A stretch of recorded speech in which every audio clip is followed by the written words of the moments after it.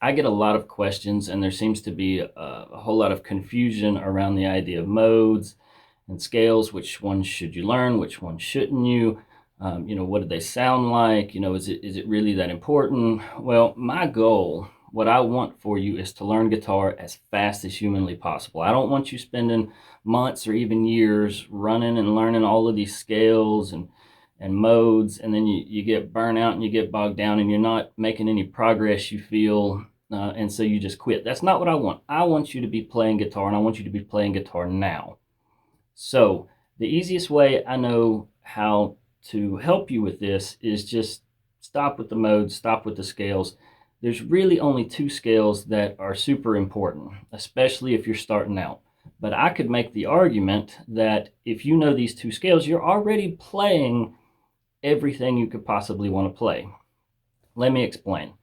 There are only 12 possible notes that you could ever play. In other words, no matter what key you're in, what scale you're trying to play, there are only 12 possible notes. So if you start on A, you go A sharp or B flat, B, C, and you go all the way up. It ends with G sharp, and then you start back over with A.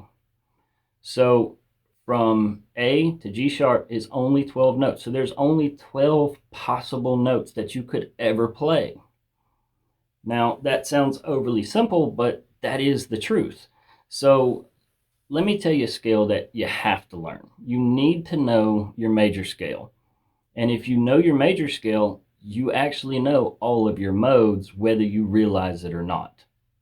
And if you want a video on modes, and what I mean by that, and what they sound like and how to use them, then let me know in the comments. I'll be glad to make you a video and help you out. It took me years to understand what they were talking about with modes. I came from piano, so when I took piano lessons, we didn't learn modes, we learned scales, and then we learned to read sheet music. So when I came to guitar and I started hearing about modes, it just didn't make sense to me. It didn't click with me. I understand it now, but if you know your major scale, if you know your major scale pattern, you already know how to play all the modes, whether you realize it or not. Now, let's just take like the C major scale. The C major scale is all the white notes on the piano. And there's only 7 notes that you're playing when you play the major scale. But if you think about it, if there's only 12 possible notes that you could ever play, and you're already playing 7 of them if you play the major scale, then you're only missing 5 notes. I mean, out of all the notes you could possibly play, you play the major scale, you're only not playing 5 notes that are even ever possible. Now, let's add one more scale to that major scale. So if you learn your major scale, you know 7 of the 12 notes. You're already playing them.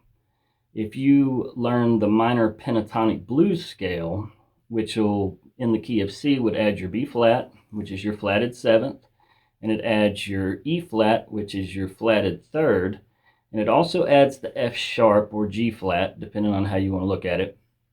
Well, that adds 3 more notes to the possible notes you could play. So in the major scale, you were playing 7 notes, and in the minor pentatonic blues scale, you've added 3 more. Now, my math isn't awesome, but 7 plus 3 is 10.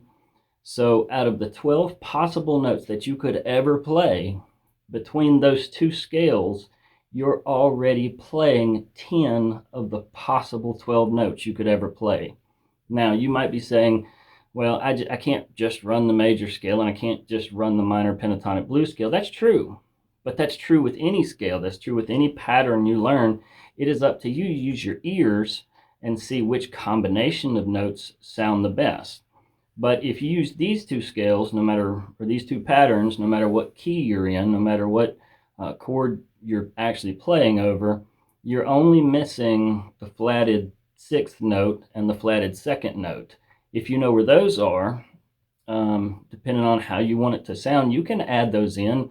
I wouldn't sit there and land on those notes and stay on them very long. I would use them chromatically and get off them, but they can sound interesting, moving between some of the better sounding notes over that chord. My point to you is this: it's not as important that you learn all your scales and all your modes. The major scale, you're already playing most of the notes. And if you add the minor pentatonic blues scale, you've added 3 more. I mean, you're playing 10 of the 12 notes you could ever possibly play. So it's up to you to use your ears, experiment around, use those 2 scales, and find the combination of notes that sound good to you. I hope that helps.